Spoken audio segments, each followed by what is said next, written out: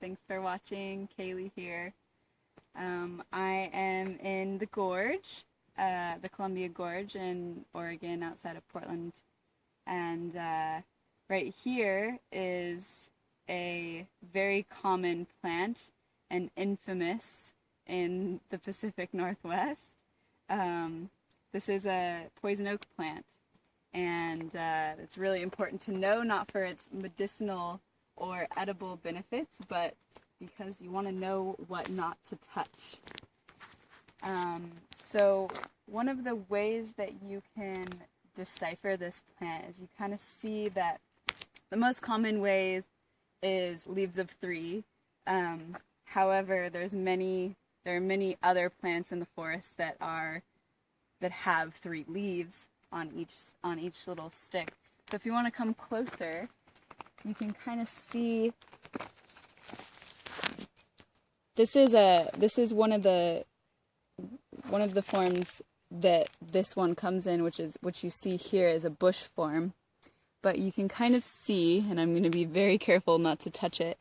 There's the leaves of three, and you kind of see they're very variant as far as their shape. They're kind of wavy, but they always come in threes. And as you can see down here, you can see that it's very, like, this leaf is different from this leaf here. And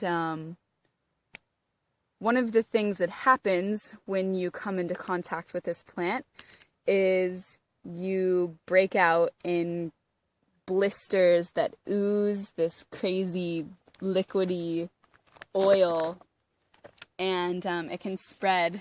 You can get it on one part of your body, and if the oil gets out, it can spread all the way through your whole body. The oil is very, very toxic to our bodies.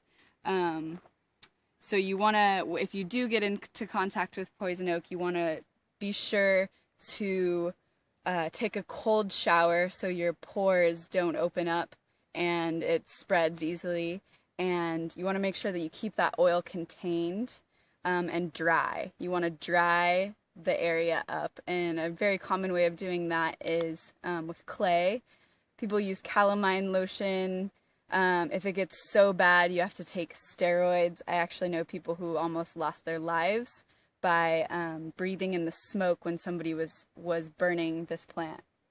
So it's very important to know this plant while you're walking through the forest.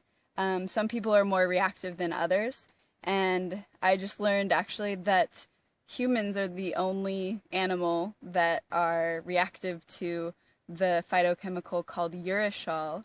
Other animals can eat it, and you want to make sure also that your dog or any other kind of animals don't go through the poison oak, because they'll carry the oil on their fur, and you can actually get poison oak from them. However, they're not reactive. It's actually a very important deer forage, and it's even in the wintertime, a lot of times they'll lose their leaves like other trees, and the sticks of the poison oak plant actually contain the phytochemical urushiol as well. Urushiol is also found in mangoes, oddly enough, so sometimes if you climb a mango tree, you can get a rash from it as well. That's similar to poison oak. If you walk over this way with me, I'll show you another kind of color of this plant. So here we have a little bit here. There's the leaves of three, the kind of variant leaf structure, and it tends to turn this color of yellows and reds. It's actually very beautiful. And you can see it's all up here, and this is a very vibrant example of poison oak. And you can see leaves of three, very variant in color and in shape. And one of the other One of the other things that's interesting about this plant is that it's found as in the bush form like we see here. It can also occur as a vine, and it can occur as a ground cover. So you just want to look for the leaves and make sure that you don't touch any part of the plant, and be careful when you're walking through the woods.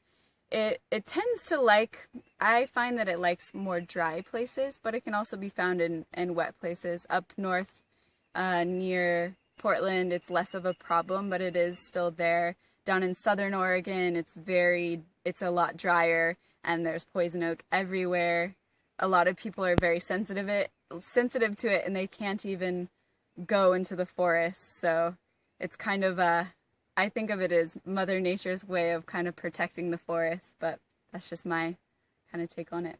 But thanks for watching, and be careful. Bye.